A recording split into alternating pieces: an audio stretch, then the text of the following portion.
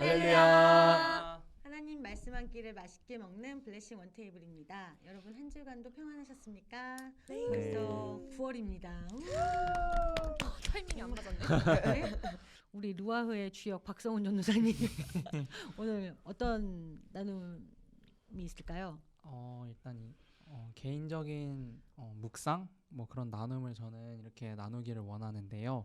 먼저 이렇게 아이들에게나 이제 교회학교 아이들을 위해서 이제 교회학교 교역자님들이 이제 말씀의 본문을 정하고 담임 목사님께서 정해주시고 이제 어떻게 말씀을 나눌까 전할까라는 그런 과정이 이제 교회학교 교역자님들과 함께 나누는데 특별히 이제 나누기 앞서서 이제 이변호 목사님께서 이 본문 말씀을 얼마나 읽으셨냐고 여쭤보셔서 5번 읽었다고 했는데 5번 정도는 부족하다.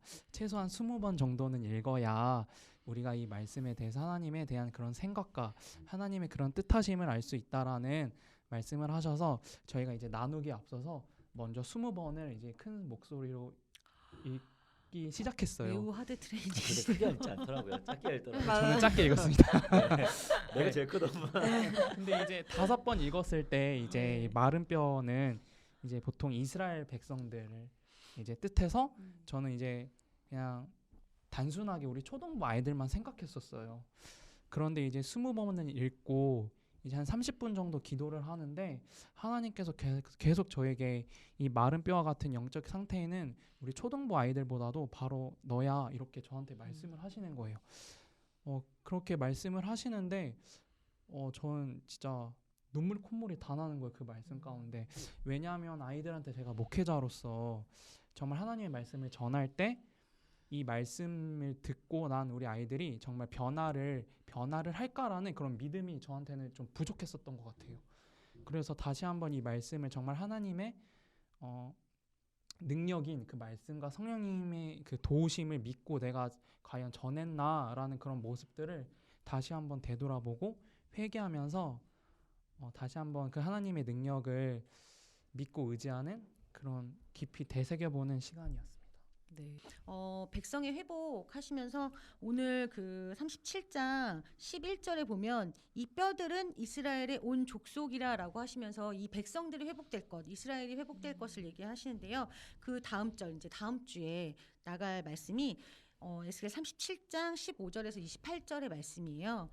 저희가 하나하나 좀 살펴볼 텐데 이스라엘에 대해서 아까 온 이스라엘이다라고 말씀하셨었잖아요. 근데 그 온 이스라엘이다라는 말씀에 더해서 16절에 보면 유다와 그 짝 이스라엘 그리고 에브라임의 막대기 곧 요셉과 그 짝 이스라엘이라고 말씀을 하세요.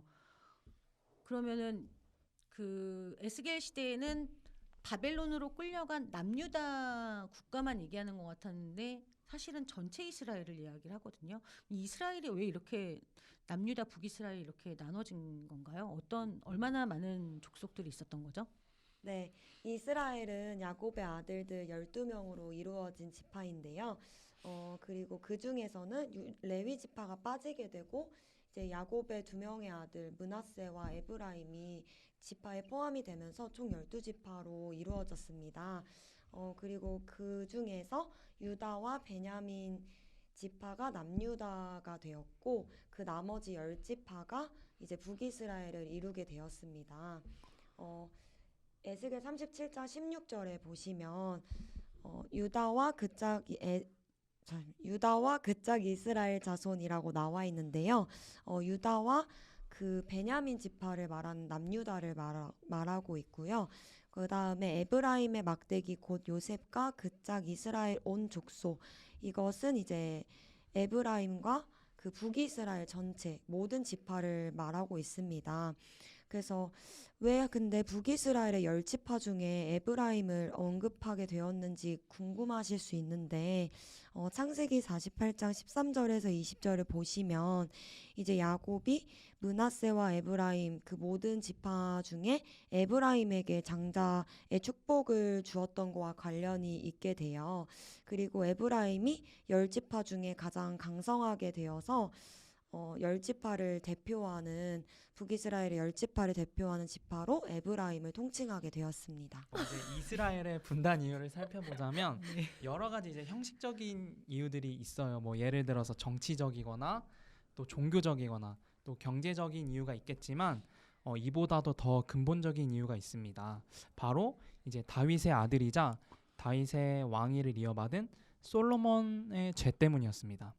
이 지혜롭고 또 성경의 시편, 잠언, 전도서를 기록한 이 솔로몬의 왕이 어떤 죄를 지었기에 한 나라가 분단되었는지 한번 알아보겠습니다. 먼저 이 열왕기상 11장은 솔로몬의 마음이 하나님을 떠난 내용을 서술하는 본문인데요. 열왕기상 11장 2절 한번 다 같이 한번 읽어볼까요? 읽어보겠습니다. 야훼께서 일찍이 이 여러 백성에 대하여 이스라엘 자손에게 말씀하시기를 너희는 그들과 서로 통혼하지 말며 그들도 너희와 서로 통혼하게 하지 말라. 그들이 반드시 너희의 마음을 돌려 그들의 신들을 따르게 하리라 하셨으나 솔로몬이 그들을 사랑하였더라. 네, 하나님께서는 이 이스라엘 백성들에게 솔로몬에게 이방 여인을 두면 우상 숭배를 할 것이라고 경고를 하셨습니다. 그런데 11장 1절을 보면 솔로몬 왕은 한 이방 여인만을 사랑한 것이 아니라 여러 이방 여인들을 사랑했다고 나와 있어요. 그래서 얼마나 많은 후궁과 첩을 들였냐면 후궁은 700여 명, 첩은 300여 명이라고 나와 있습니다. 말 진짜 안 들었네. 네? 솔로몬이. 역시 왕이네요. 사랑꾼이었나 봐. 하나님 말을 진짜 안 들었네. 아가를 쓴 사랑꾼. 네, 그래서 이 많은 이방 여인들로 인해서 이제 솔로몬의 마음이 하나님에게서 떠나가게 된 것이었죠.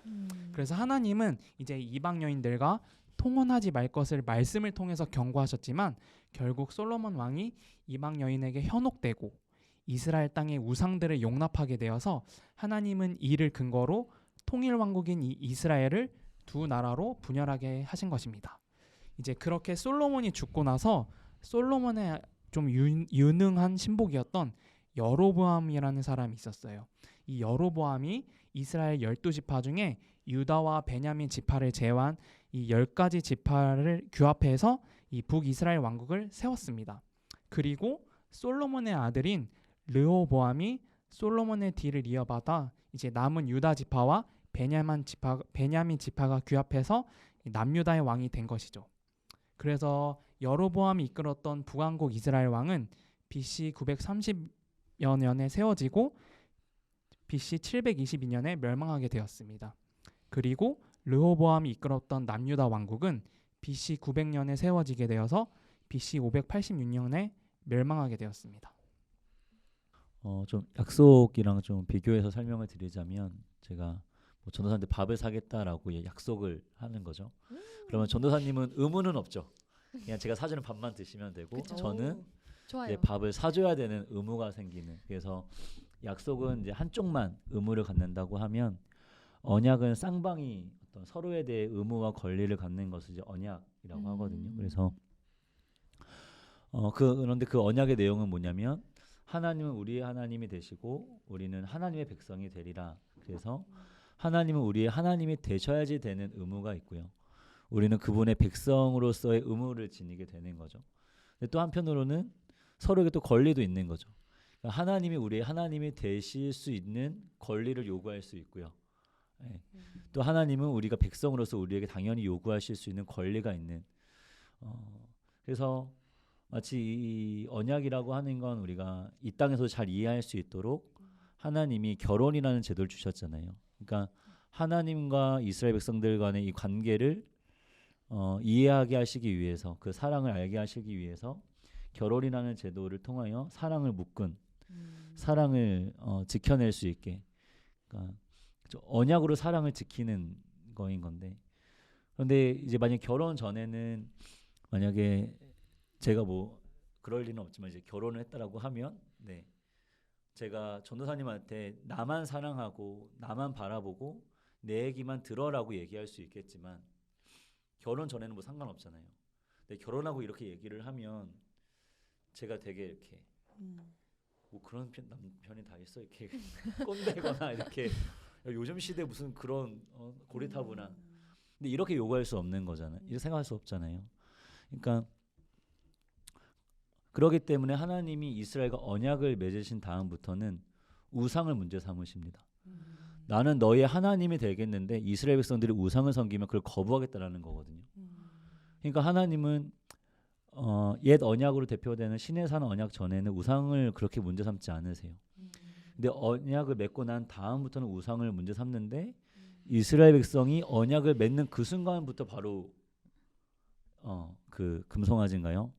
만들어서 우상을 짓고 끝끝내 계속 우상을 섬겨서 나라까지 멸망했는데, 그래서 오히려 남유다와 북이스라엘이 멸망한 것은 하나님이 우리의 하나님이 되시겠다라고 하는 언약에 신실하셨기 때문에 우리의 하나님이 되기를 거부하고 하나님 백성이 되기를 거부했던 이스라엘 백성들을 징계하시고 심판하셨던 것이 이제 예루살렘이 결국에 멸망했던 사건으로 좀 이해해 볼 수 있을 것 같습니다. 네, 정말 정확하게 질문을 해주셨는데요. 네, 15절부터 28절에서 보면은 이미 이제 앞에 두 분 전도사님이 분단이 왜 이루어졌는지 그걸 이제 상세하게 설명을 해주셨어요. 그래서 지금 남유다도 그렇고 북이스라엘도 그렇고 멸망한 상황에서 굉장히 절망적인 상황에서 15절부터 28절까지나 하나님께서 굉장한 소망의 예언들을 보여주시는데요. 바로 이스라엘, 그러니까 북이스라엘 백성과 그 다음에 남유다 백성이 하나가 되어서 연합이 되고 한 나라를 이루어서 다윗 왕이 한 왕이 통치를 하고 그 안에는 더 이상 우상 숭배와 죄가 없어질 것이다라는 굉장히 큰 소망의 예언을 주신 것을 우리가 볼 수 있습니다. 그런데 사실 이거를 다윗 왕이 다스린다는 얘기부터 다윗 왕은 이미 죽었는데 어떻게 다스린다는 거지? 해서 시작해서 이 예언이 이제 안 이루어졌다, 아직 실현되지 않았다, 이 예언이 거짓 예언이다, 뭐 등등 이렇게 여러 가지 굉장히 말이 많은 부분이기도 합니다. 그렇다면 우리도 이 예언을 살펴볼 때, 또 다음 주에 저희가 설교를 들을 때 이 예언은 이루어지지 않은 예언이라고 봐야 하냐? 근데 또 그거는 아니고 이거를 저희가 어떠한 시점을 가지고 바라봐야 하는지를 좀 나누고자 합니다. 먼저 남유다와 북이스라엘이 한 나라가 될 것이라는 막대기 예언을 처음에 볼 수 있는데요. 사실상 북이스라엘도 그렇고 남유다도 그렇고 멸망한 상황이고, 남유다 또한 고레스 왕 때 독립했지만 계속해서 속국으로 남아있고, 북이스라엘도 포로로 귀환했다는 전혀 그런 소식이 없는 상태로 멸망해서 끝났는데 어떻게 이들이 다시 합쳐지느냐, 그것도 사실 표면적으로 보면은 예언이 이루어지지 않았다라고 말할 수 있습니다. 그러나 이 통일되지 못했던 이 예언이 성취되지 못했던 부분을 우리가 어떻게 이해하면 되냐면, 다윗 왕의 실제적인 그 다윗 왕이 아니라, 죽어서 살아 돌아오는 다윗 왕이 아니라 다윗 왕의 계보를 따라서 예수님께서 이 북왕국 이스라엘과 남유다를 하나 되게 하시고, 또 여기에만 국한된 것이 아니라 결국에는 예수님께서 다스리시는 모든 그 주권 아래에 우리가 하나가 될 수 있다는 시점으로 이해를 하시면 더 좋을 것 같습니다.